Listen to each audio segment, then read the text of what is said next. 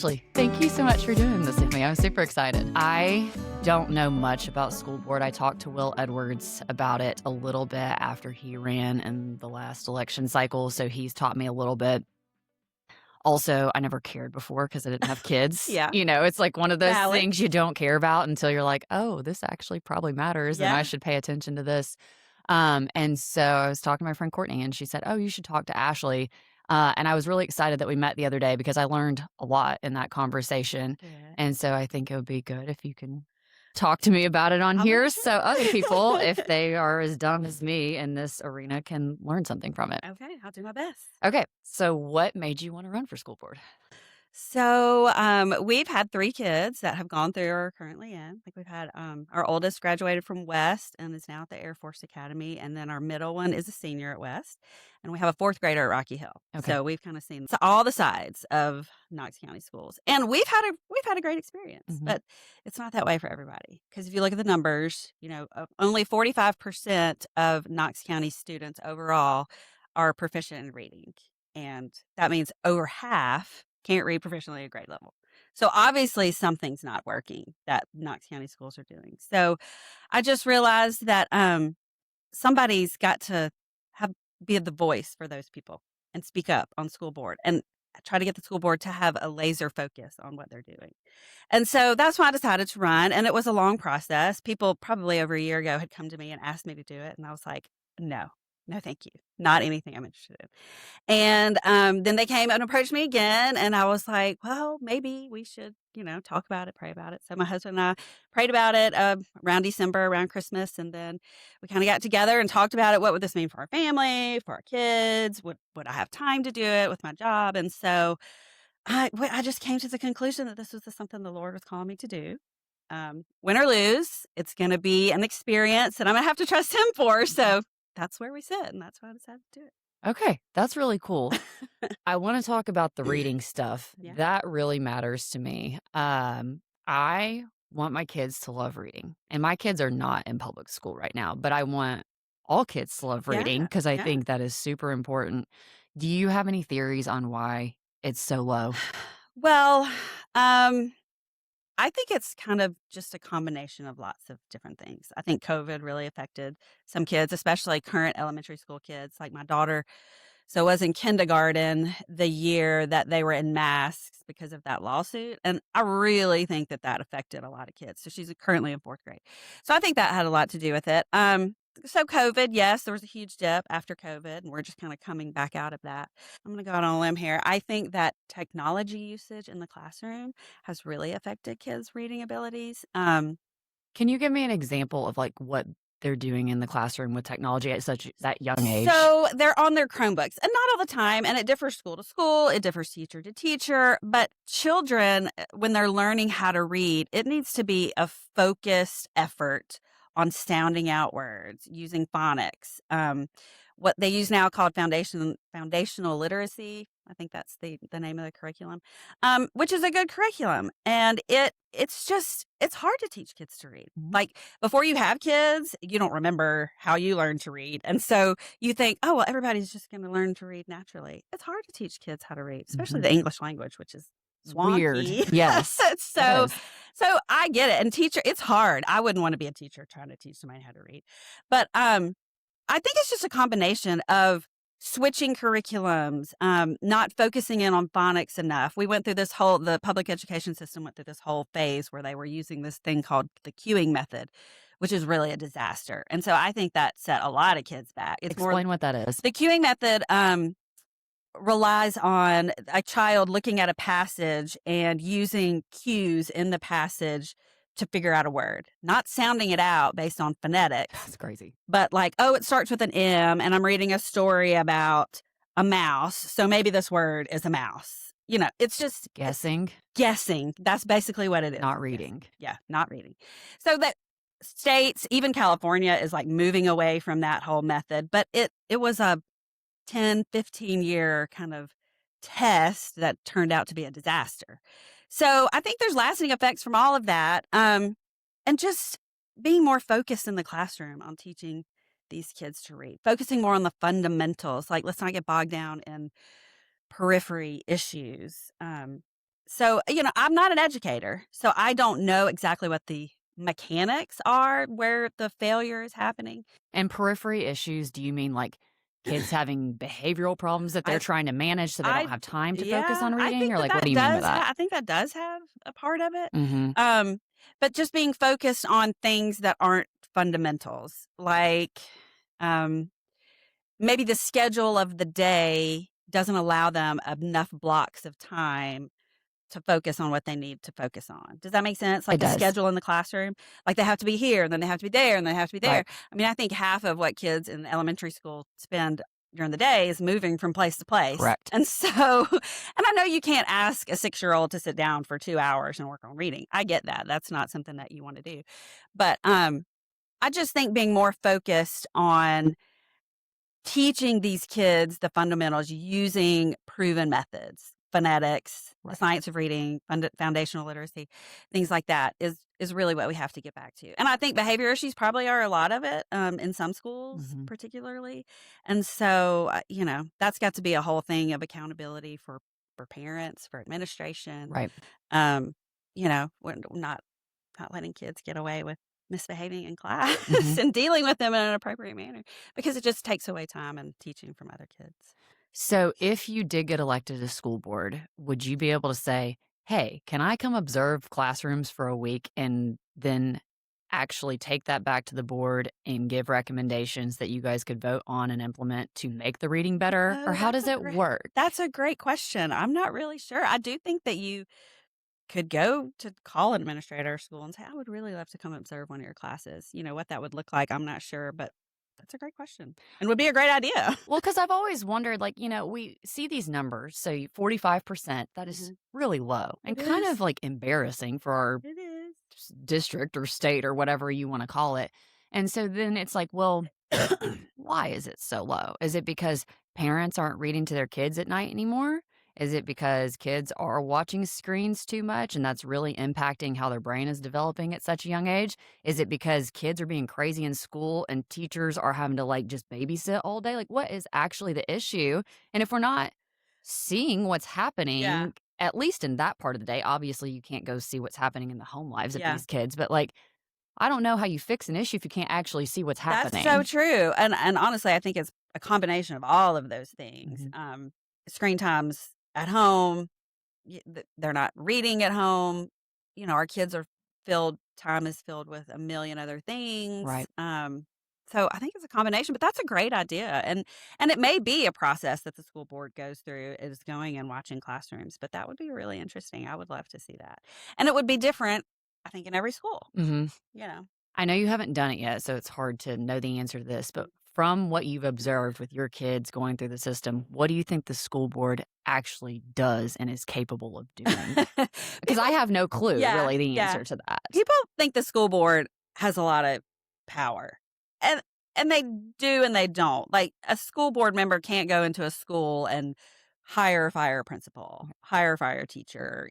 They're not in the nitty-gritty day-to-day in schools. The 3 main things that the school board does is they oversee the budget, so they approve the budget, which is huge, and then they, review and set policy every year, and then they have the ability to hire and fire the superintendent, so and kinda give him his marching orders, if you will. Mhm. So Ryswick came on after, Bob Thomas, who was the prior superintendent, retired, I think, and so, um, those are the 3 main things that the school board does, and so they can shape the macro level Right. Not of micro. of the school district, but not the micro level. And so I think people get kind of confused about exactly what a school board member can do, but big changes can be made on the macro level. Hmm. And so and a lot of the power and the decision making comes through the budget, because where the money is spent is where things happen. So yeah, that's kind of what a school board member can do. So when you say they can affect the policy or put policies in place, Mhm. would an example of that be like in California, they vote and say, we're not doing this queuing anymore? Or is it I different? think that actually came down from the state. Okay. Yeah, I think Okay. that was a state thing, and I think that's where that comes down from the state and has in a bunch of states over the past probably 5 or 6 years, is that the state legislature decided, okay, our reading scores are abysmal. We've got to do something about it. And so now we're going to mandate the school districts to use this curriculum, or not one specific curriculum, but a curriculum that teaches in a certain manner, Okay. not this cueing method. So that comes from the state. So then give me an example of what the school board could do, in your opinion, that would help with the reading. So the state legislates that. The State Board of Education has a hand in choosing or approving curriculum. And it's not just one that the school districts can choose from. I think they have like a handful, like a bag of Okay. stuff they can choose from. And so, So it's not the same curriculum across the state. mm-mm. So that's interesting. Yeah, I mean, I don't think so. There's curriculum based on certain evidence, like the science of reading is another curriculum, and which is a phonics-based curriculum. And so it is that the state allows you, they've approved certain ones, and then the districts can choose which ones out of the approved ones that they can use. I kind of like that.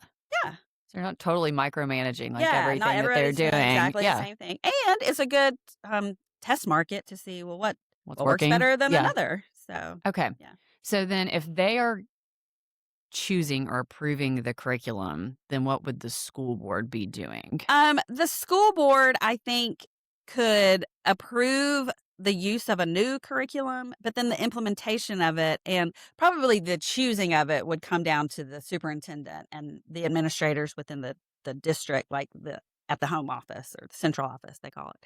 And then bring it, if it's a brand new curriculum, bring it to the board for approval, because it would have to be an outlay of, funds and things like that. So, but the school board is not going in and choosing curriculum or necessarily advocating for a curriculum. I think they just approve what's brought to them by the superintendent. That makes more sense. So then it seems to me you guys have the most power probably with the money. Is that right? Yes, I think Or that's the impact, or that's what you are picking up on? Yes, Okay. I think so. So what changes do you think you could make on the school board? Is it like very micro changes, or you're just looking at it saying like, we're okay with what's already happening? Like, how does that part actually work? Well, so the school board just approved the budget for the 26-27 school year last week. And so, but it has to go to the county commission to be approved because the money comes from the county. And so it was approved for $718 million. That's so much money. So much. When you told me that, I was like, so holy much cow. money. Do you know what the breakdown is per student on that by chance? I want to say that it's around 11,000. I don't have the exact number, but it's around 11,000. I'm just curious. We're not the highest, but we're not the lowest in the state. And it's so much lower than like New York spends like $32,000 per student. Wow. But I mean, let's just be real honest. Their outcomes are much lower than ours in a lot of places. Yeah. And so while money is important and you have to have money to do things, it's not the end all be all. Like, some people claim that the school board or the school district schools aren't fully funded. Well, I mean, what would be a number that you would feel like would be fully funded? Right. Would $1 billion make you happy? Would you think you could have all your things that you needed if you had $1 billion? But we live in reality, right? I mean, there's only so much money to go around. And so what you have to do is work within your budget, work within the money that you have, and make things work. And you can do it. Like, it's been done. Families have to do it every day. Right. So yes, it can be done. Right. And the most of I printed out the budget breakdown, and 87% of the operational budget of that $718 million goes to staffing. Okay. So it's teacher salaries, it's benefits, it's administrator salaries, it's home office salaries. It's the people, the actual people, which is great because the teachers are in the classrooms. They're the ones teaching the kids. They're the main source of what's happening in our schools. And so they should be well compensated. And they are. The state passed a legislation, I want to say it was 2 or 3 years ago, it may have just been last year, that there had to be a minimum for teachers, new teacher pay, and then it's a step up. I'm not 100% sure. There's like a step system and there's like a grouping system. It's kind of a little bit confusing and complicated the way it's all laid out. But they have raised teacher pay, and that's a lot where the budget the increase in the budget came from was to go to that. And so I think they do a good job as far as taking care of the teachers. I mean, of course, we all think teachers should be paid more. Right. But again, there's only a finite amount of money. Um, and so I think that where the board could have, so if 87% is already Doesn't leave spoken that for, much. it doesn't leave that Yeah. much, right?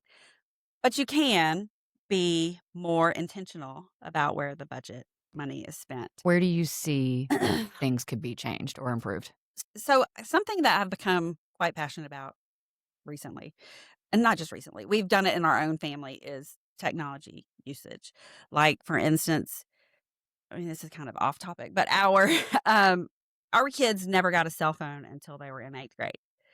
And then they didn't get social media until they were in high school, and I didn't let our poor daughter, who's a senior in high school, get social media until she was, like, a junior, because I just wanted her to stay away from it as long as possible. Good for you. And so, I think that a decrease in the use of technology in the schools I don't think it could be detrimental. I think it can only be helpful because there's so much research coming out. So that's an area where we could get in and kind of delve into the numbers. But the thing is on the budget, there's not a technology line item, right? It's kind of woven into lots of different areas of the budget, if you will.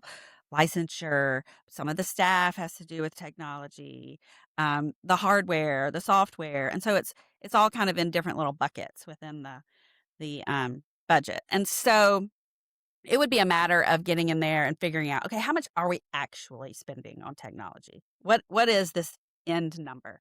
And then seeing, okay, well, if Chromebooks, because I think they're on like a 5-year rotation of replacements. So if Chromebooks are coming up for replacement, what if we didn't replace them?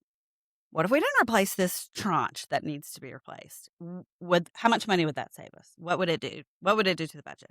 What if we didn't uh, renew this licensure for this program? How much would that? I mean, maybe it's minimal. I don't know, but I don't know that anybody's ever really sat down and looked at it as a whole category of technology. So I think that I would like to urge the board to really, and the district and the superintendent, to really get in there and look at and evaluate the effectiveness of technology usage, especially in elementary school, but in middle school too. Mm-hmm. Because in elementary school, they can use it. I don't think they necessarily use it too much. I think it's a filler. I think the Chromebooks can be filler in elementary school. I'm not sure the teachers are using it to the extent to teach, but I do know the older you get, the more that it's used in the classroom as a teaching tool. And I think you're getting away from lecturing. You're getting away from the teacher-student class interaction because they're doing things on their Chromebooks, and then the kids get distracted by looking at other things on their Chromebooks, playing games while they're supposed to be doing this or whatever. And there's been so much research and so many articles written about the effect of technology in the classroom. And I don't fault anybody for it, because we all, just like iPhones, just like smartphones, the millennial generation, their parents didn't know that it wasn't know a what they good were doing. idea Right. to give their kids these smartphones. Right. And so I don't fault anybody for it. And technology is not bad or evil.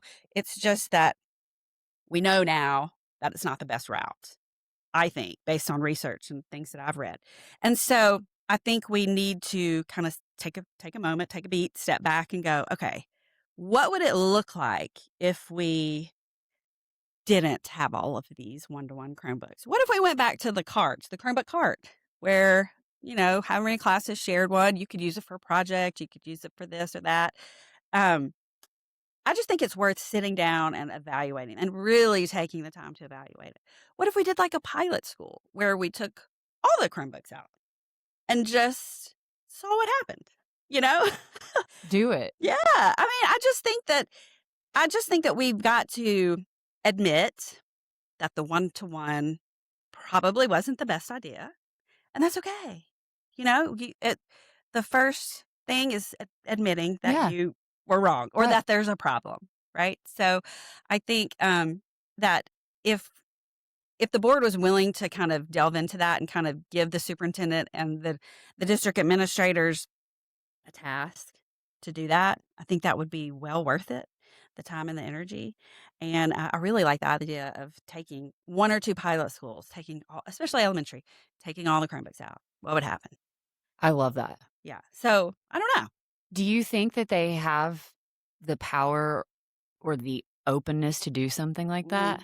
Like, would that fall under the policy Um, thing that you're I saying? think that that would be, I know you were going at it from the budget angle, but is that something yeah. that the board could actually, like, propose and would I mean, I potentially think get that it would have to be implemented? a conversation. I'm not, because I'm not there, I'm not 100% sure about the mechanics and how it all flows from the school board to the superintendent. But I would think that that would be kind of a meeting of the minds with the school board and the superintendent Okay. going, here's what we're seeing, here's what our parents are saying, here's what we're thinking. How could we do this? Mhm. How could we implement a pilot program to figure out and see what the results are with this?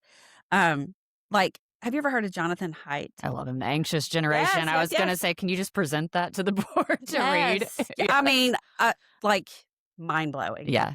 and sad, Even the other stuff heartbreaking. that he'd done previously, like, leading up to that, I think all sort of builds into, like, how technology is influencing Yeah. everything in a negative way, Yes. which has to be considered. And like Yeah, you it said, has it's to like, be we considered. didn't know better. Yeah, nobody's faulting, nobody's Right. Yeah. blaming anybody.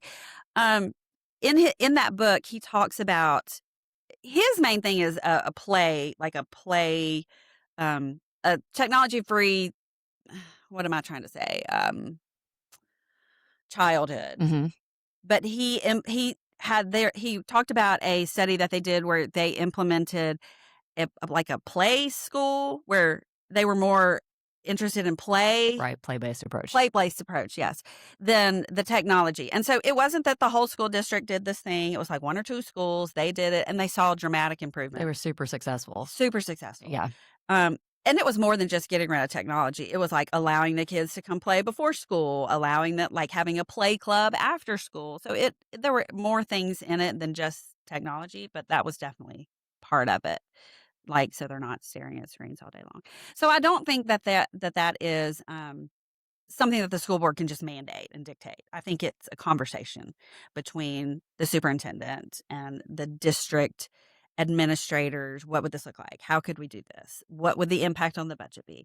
Because I mean, there is another budgetary impact. If you get rid of the Chromebooks, which a lot of the like textbooks are on, you'd have to buy textbooks, and that's a cost. I was gonna ask, I was like, was part of the justification for the Chromebooks that it would be cheaper than textbooks? Or is it actually even cheaper than textbooks? I don't know that there's been like a holistic study of Okay. what the effects would be. That would be a really great thing to do because it's hard to make those kind of decisions unless you have like apples to apples comparisons. Right. But the one-to-one Chromebook situation came in with those ESSER funds that came from the state. I think they had to do with COVID, so it was a whole thing. Well, those funds are running out, and so we're we're bumping up against replacements for these things. So I think it's a valid question to say, do we want to replace them? What happens if we don't replace them? Do we only replace some of them? And so I think that's a fair thing to say. So it wasn't a huge like district outlay for the technology, for the hardware pieces. That's what I understand.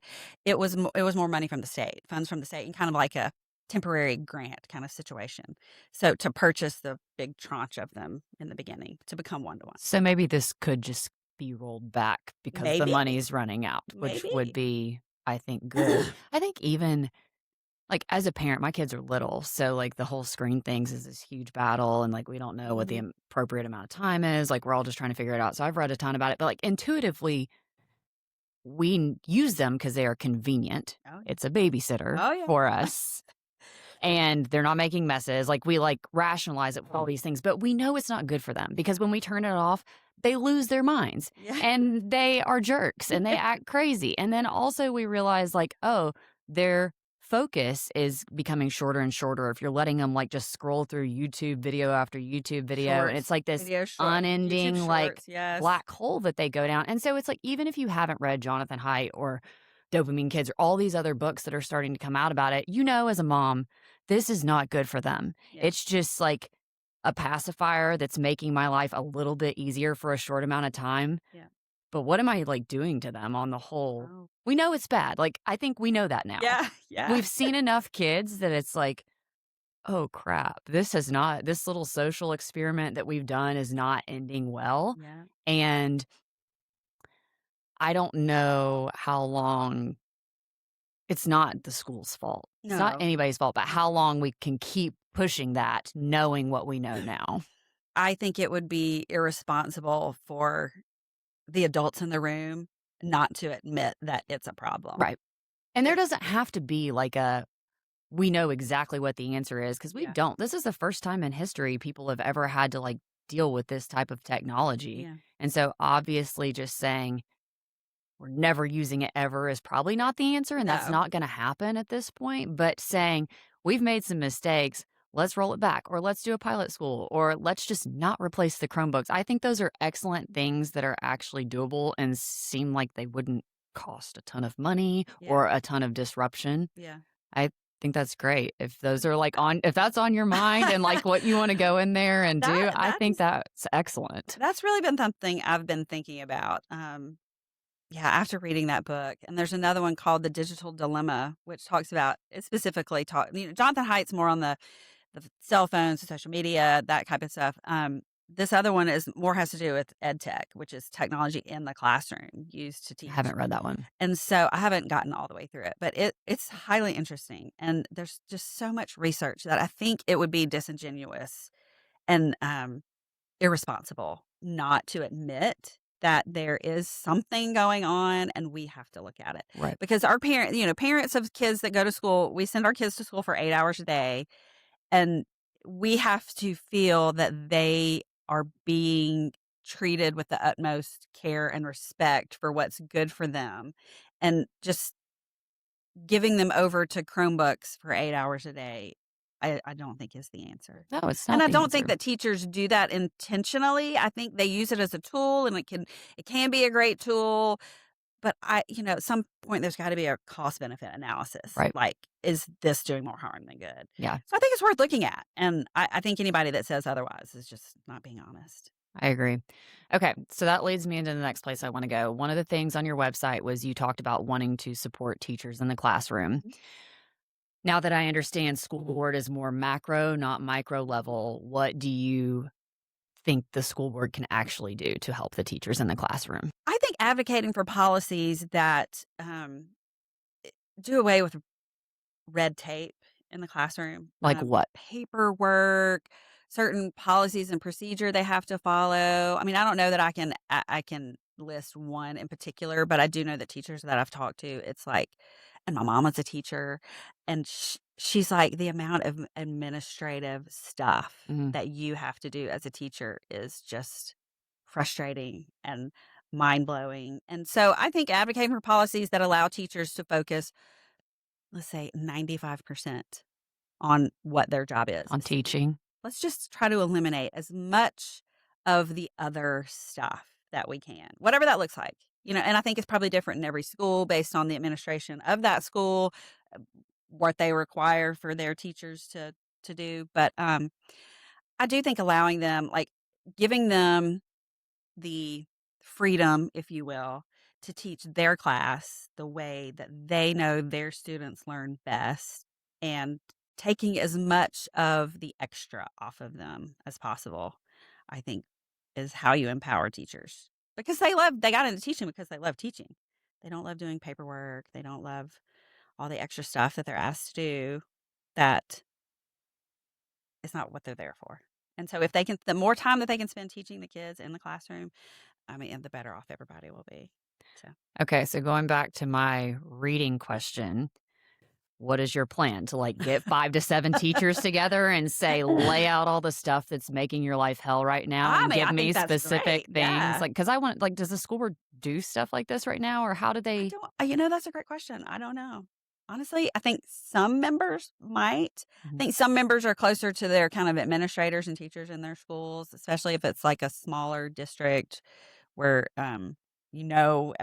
more people.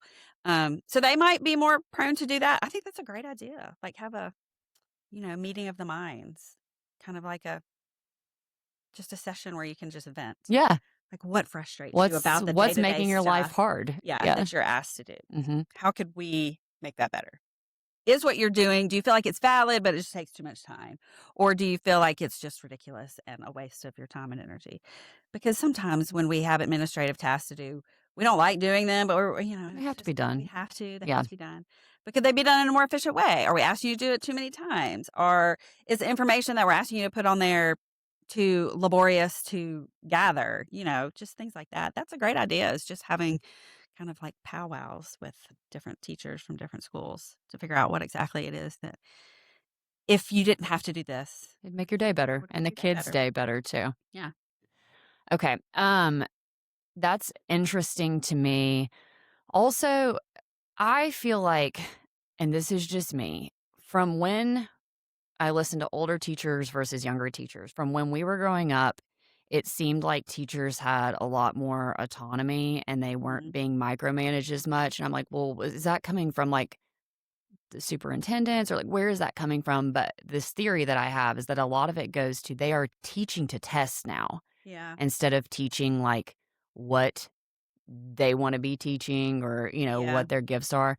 Does the school board have any impact over that at all about this whole, like, testing world that we live in now with that, like, so much emphasis is put over Yeah. that, or is that, like, a federal thing? I don't know. Well, the TCAPs are a state thing. So that's the kids just got finished taking TCAPs, which is, the state achievement test. When I was growing up, like, we called them achievement tests. They've So been around for yeah. forever, but wasn't there and I feel like maybe I might be making this up, I don't know where it came from. Wasn't there at some point the teacher's pay was somehow tied to how the kids performed on the test? So I think there then was a point in time when that was something that was wanting to be done.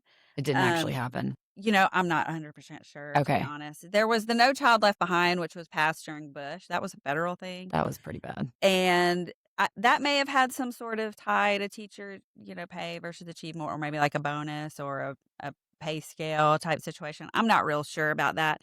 Um, while I don't love teacher pay 100% tied to student achievement, I mean, I think it's valid to question, y- your students' achievement, because that's your job.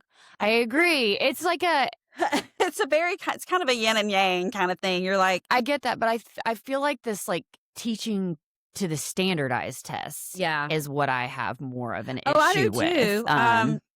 The standards come from the state. So the state board of education sets the standards. And so the teachers do teach to the standards because that is what's mandated from the state, and then that is what is tested on the TCATs. So yes, there is a thought and a view that you're just teaching to the test, and maybe it's the way in which it's presented to the students, maybe it's the way in which it's presented to the parents. Um, but then I think so. They have these standards that they're supposed to meet. Right. Your kids are supposed to meet these standards, which I think is valid, It is good. because if There you needs don't to be have standards. Yeah. standards, it's kinda hard to figure out where anybody is. Right. I agree with And that. so, um, but then there is certain autonomy for teachers that once you've taught these standards, or you have a plan for teaching these standards, you can add your own flair or your own whatever else you wanna teach in your classrooms. You're mandated to teach these standards. And so if you have more time in your day and your plan to do other things, then I think they do have the autonomy to do that. Now, depending on the teacher and their subject matter, it's a lot easier in social studies to take time to teach extra things than it is in math, Correct. So, but like for instance, Allison's 4th grade teacher at Rocky Hill, her math teacher, they're creating a whole board game based around math. And so that's a way to get math, but also getting the kids to do something creative, do it with their hands. They have to think outside the box. So I love things like that. I Mhm. think that's awesome. And I think teachers like that should be rewarded Yeah. for thinking outside the box and being Well, it creative. seems like they're kinda going above and beyond just like what Yeah. the baseline minimum is. Yeah. I don't know, I just feel like and maybe I'm not talking to the right people, but my husband's aunt, she taught for 40 years or something like that. Like, when I hear her talk about it versus the teachers that I know now, and a lot of the ones I know now are younger, it just seems like a totally different experience. And I'm like, is that because of all the things going on in the world that are so different? Is it the technology? Like, I, the ones now just seem not as happy. I And maybe she's thinking about it Yes, retrospectively, and yes. if I was talking to her 30 years ago, she would've been like, "Oh, those darn kids are wearing" Yeah, but, like, yeah, I it just doesn't seem as positive of an experience as it yeah. did for her, I I guess is what I I'm trying to get at. I think you hit the nail on the head. I think it has a lot to do with the culture we live in now. Um, so my mom retired about 18 years ago. She taught for like 30 years. She taught 6th grade, Mhm. which seems like a terrible grade to teach. Like, just middle school is It's just rough. rough. And so she, when she retired, she was so excited to retire because she said for like the last, I don't know, maybe 5 or 6 years that she was there, more and more standards, like we're talking about, less and less autonomy for the teachers. Um, honestly, behavior issues for the students, less accountability for the parents, less support from administration. It was just a whole combination of things that made her really glad she was not doing it now. And if you if you ask her, if you had to go to school now, would you go back and teach? And she loved teaching. She was a great teacher. She would say, "No, never. I would not go back into what it is now." So not being in the classroom, I can't tell you exactly what that is, but I think it's a it's not one thing It's a lot of particular. stuff. It's a lot of stuff. It's like micromanaging behavior, not having support from the administration when you do have behavior issues, less accountability for parents, being willing. Like when I was in school and a teacher, I mean, I, I was a good student and I didn't really get in trouble. Mhm. But if a teacher had called my mom and said, "Ashley did this in class," my mom would have 100% sided with the teacher and been like, Right. "What did you do?" Well, I don't think that's the case anymore. It's not, and that's weird to me. One thing that I feel like really sad for teachers and schools is that a lot of parents have outsourced parenting to the schools Yeah, and to the systems. I'm like, that's not their job. yeah, But at the same time, schools cannot discipline the way that they used to at all. So it's kind of like, the inmates are running the prison sometimes. But sometimes, then the yeah, teachers feel like if they called the mom's taking the kid's side and yelling at the teacher. And yeah, it's like, wait a second. yeah, That's not the right thing. yeah. It's a very difficult. And somebody asked me at an event I was at, how do you they saw a poster that said like 90% of the work is showing up. And I was like, "Is it though?" Like, you can't just show up and No. expect things to I mean, I understand the premise behind it, like, get out of bed and show up to Right. school, right? But I I just think that we've lowered the expectations for our kids, and for society, frankly. Lowered the expectations for number 1, the expectations for them to behave, the expectations for them to listen to authority and respect authority, the expectations for them to sit down and learn, the expectations that you're capable of hard things. Like, you can do hard things. You may not like it, but guess what? That's life. So get on board. I mean, there's just, it's really frustrating. This is a this sounds silly, but, like, in our house, we expect our kids to say, "Yes, ma'am," "No, ma'am," "Yes, Yeah. sir," "No, sir." So many people don't do that, which is fine. It's a whole, thing, but it's a form of respect, and so we expect our kids to say it to their teachers at school because it's just a form of respect, and I think there's a whole study that could be done about why people don't respect authority anymore, but they don't. Kids don't, and if you don't have parents respecting the authority of the teachers and the administrators in the schools, the kids aren't going to. And so I don't know what the answer is for that. That's not a that's not a Knox County School Board answer. That's like a societal answer. But it is super frustrating. You see the way that teachers are treated in high school, especially. Yeah. I would never want to be a high school teacher. God love them for what they do. But, yeah, there's just little respect. It's not expected. It's not, demanded, that's a whole thing. Like, if we started demanding it and there would be consequences if there wasn't, then things might change. I don't I agree. It's a societal issue. I interviewed Jack Talmadge, who is the head of ESK, the Uh-huh. headmaster at ESK, and he's been in teaching for a long time. And I asked him what he's seen over the years that is like alarming to him. And he's the nicest, like most PC guy ever. And he was like, I think a lot of parents are letting the kids fly the plane. And I was like, yeah, You think? I know. And he was like, it's not great. I was like, yeah, it's not. And I feel sad for school systems and teachers and administrators that they are having to like navigate all of that because that's really not their job. No. To teach kids respect, that's parents' job, Yeah.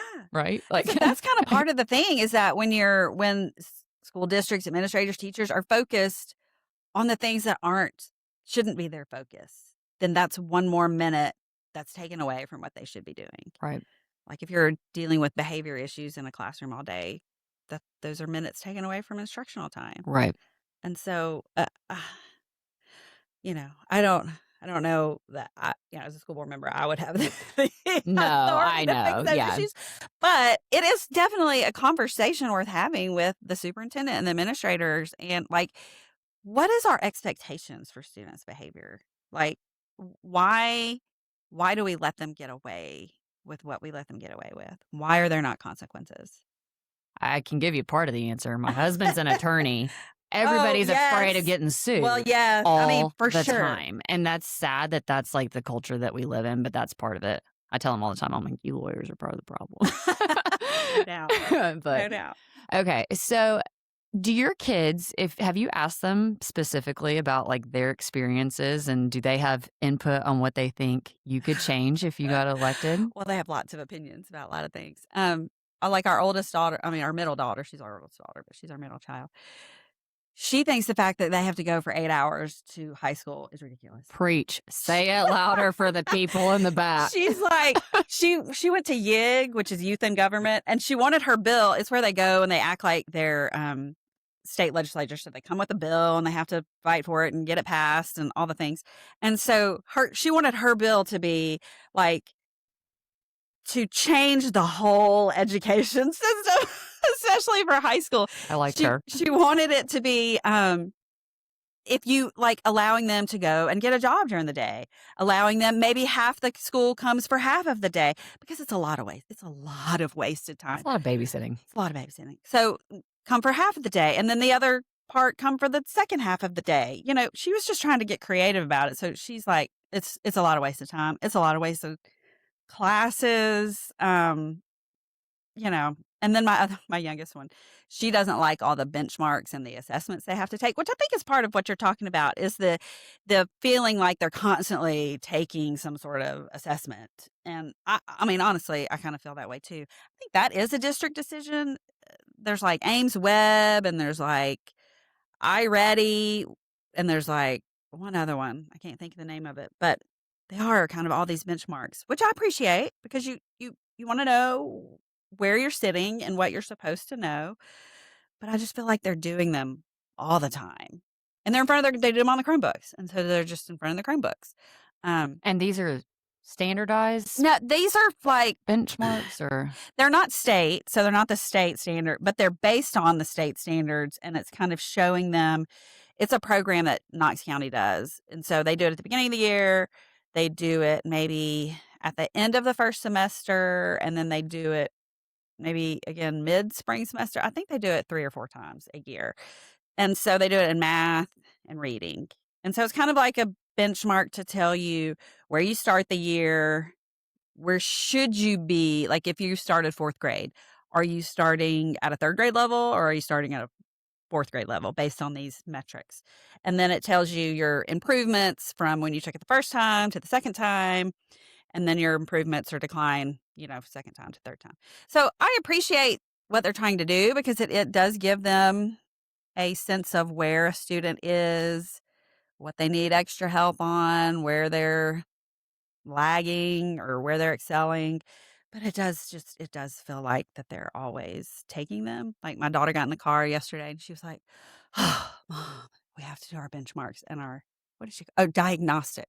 "We have to do our diagnostic again." And I was like, "I'm sorry. I feel like you're always doing that."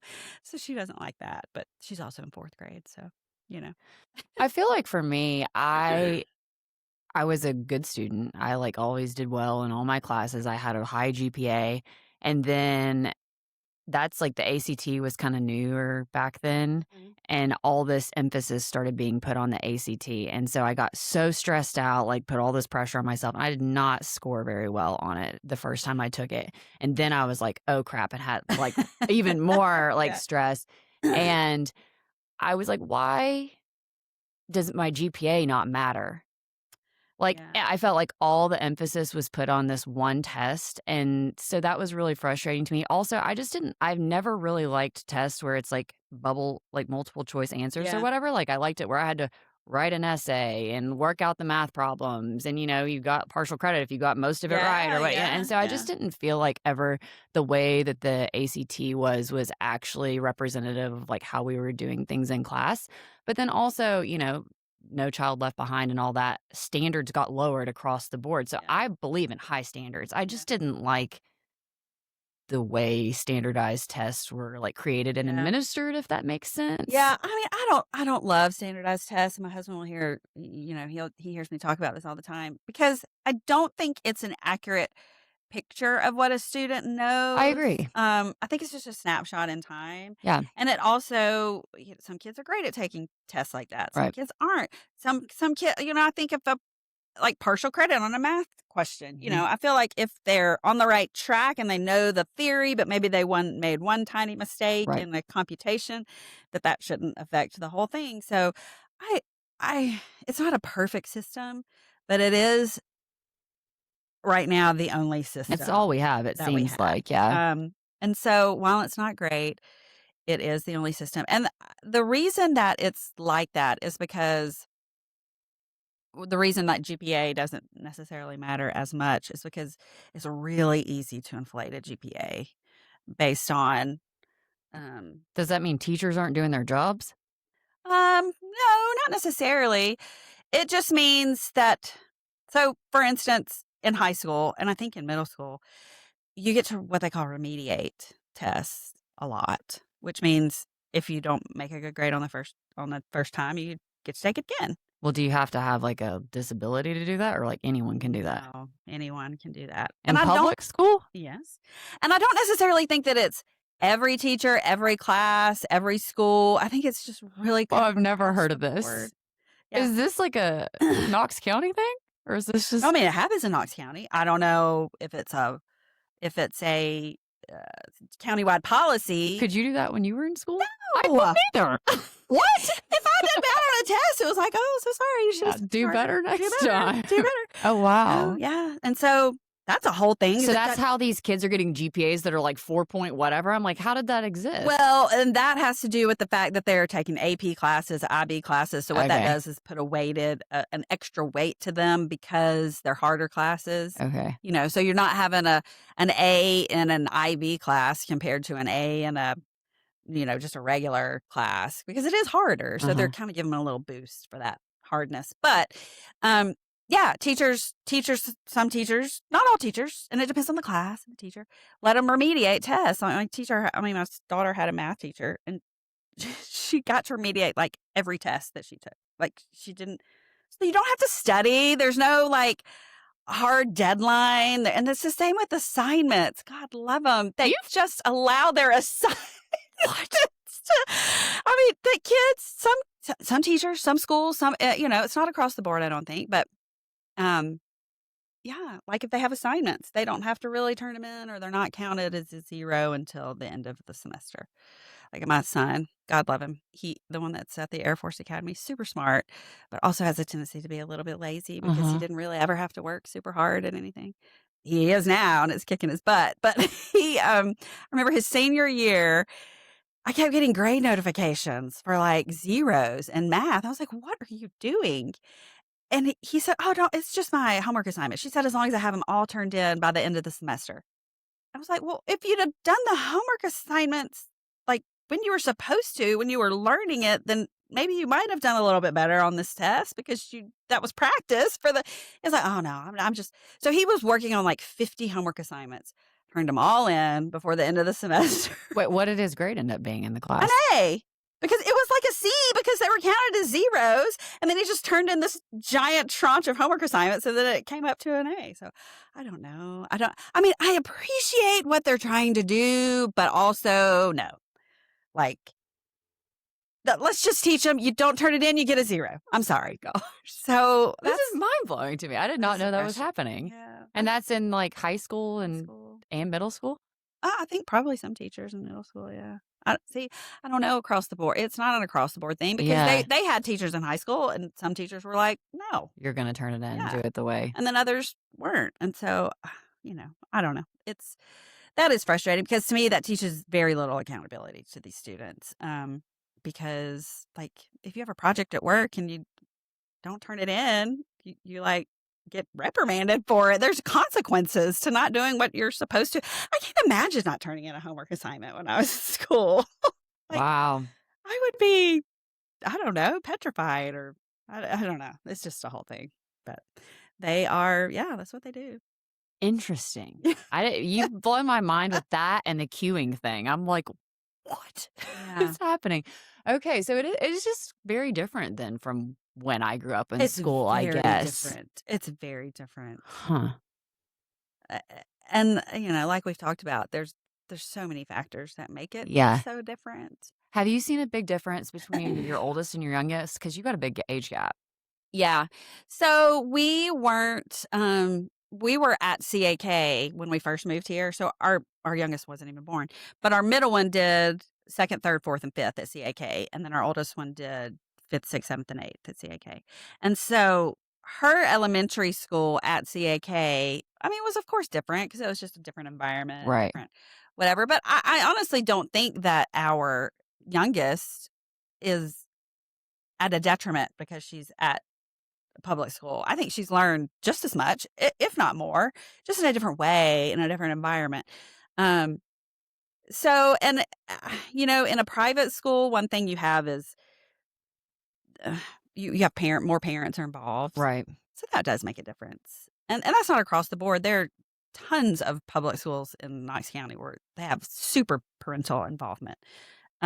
And that makes a difference. It makes a huge Yeah, I'm difference. sure it does. And anybody that says it doesn't, is just being disingenuous about it because it really does. And you can tell the schools and the performance of the schools. Yeah.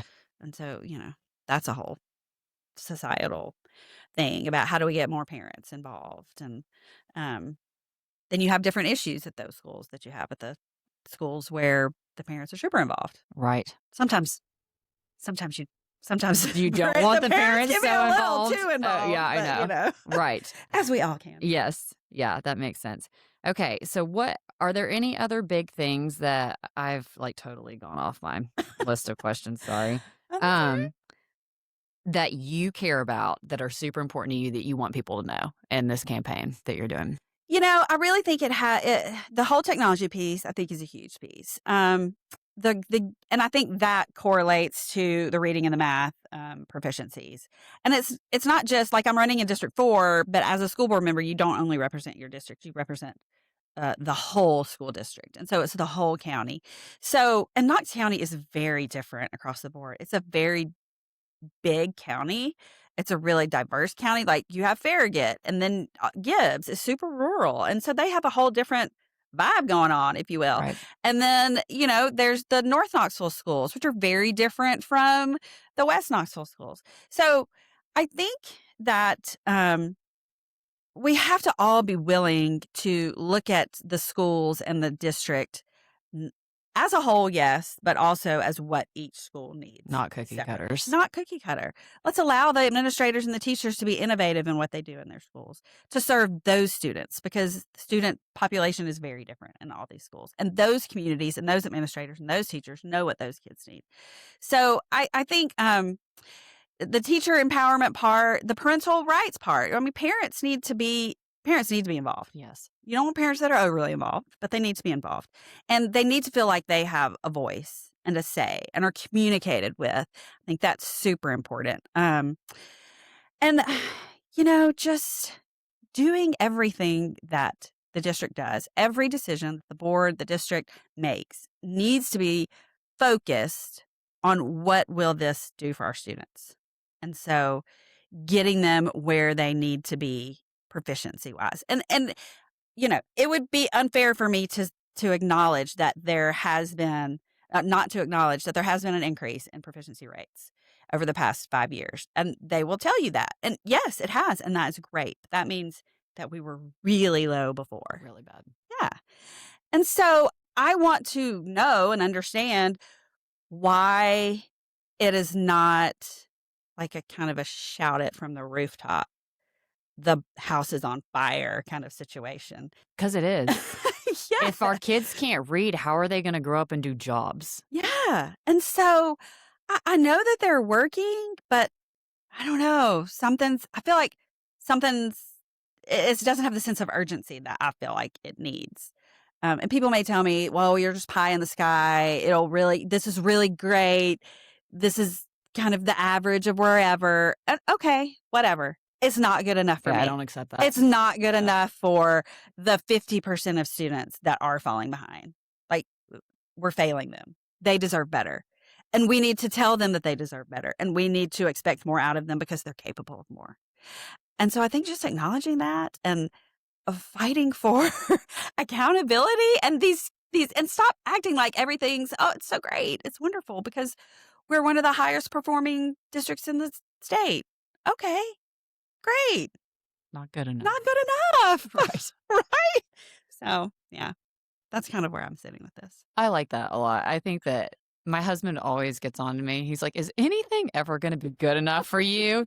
And I'm like, no. Because if you think you just plateau, like you have to then raise the bar, right? And so it's like, yes, it is good to acknowledge that you're making progress. Like you don't want to say, just shit on people all the time. You're like, you're not doing anything, but also like it can still be better.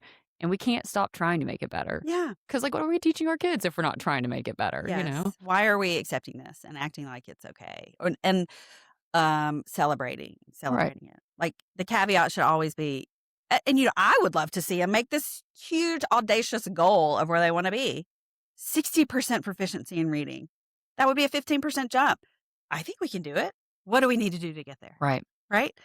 Well, why can't we be the highest performing district in the state? Set a bar. I mean, set this outlandish bar and try to reach for it. Yeah, but there'll be people saying, "Oh, we're not fully funded. We don't have enough money."